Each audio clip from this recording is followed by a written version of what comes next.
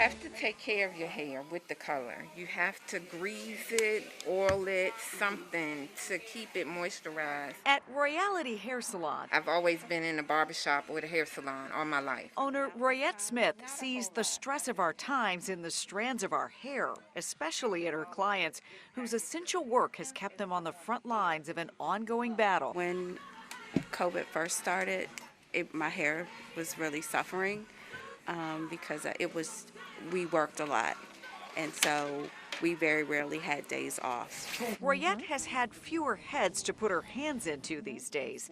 COVID shut down the salon for months, and many of her clients are still skittish about coming back. I feel extra special to be able to do her hair, and because she's in the health industry, I want her to look good for her customers too. She's all done. Helping people look good is in Royette's DNA. Her father, Raymond Smith, opened Smith's Barbershop back in 1958. His life of serving others started in the Navy. He was one of the only black barbers in the Navy. So this is how the barbershop looked when him and his friends, got together and tried to build a barbershop. It survived some turbulent times and the changing demographics in our nation's history. Now that storefront here off Martin Luther King Jr. Highway is one of the oldest black-owned businesses in Glenarden. This is the chair where my dad cut hair.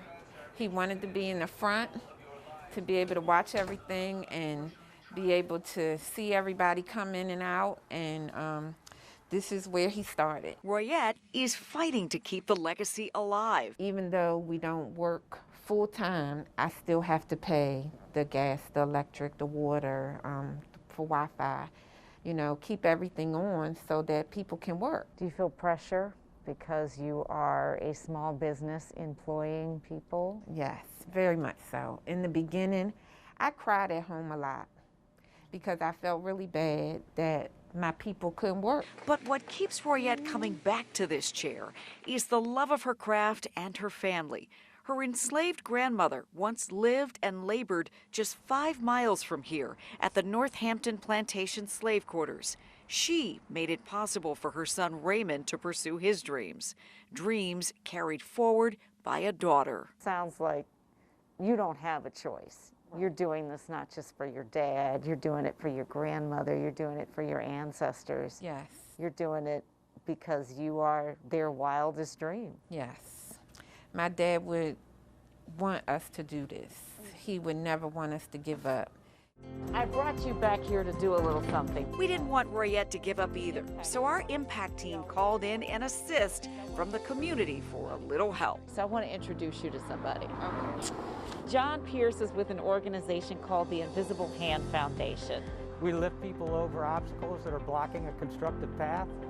We heard that COVID's a bit of an obstacle with you these days, and so we wanted to present you with a little bit of help for your business to lift you over these hard times.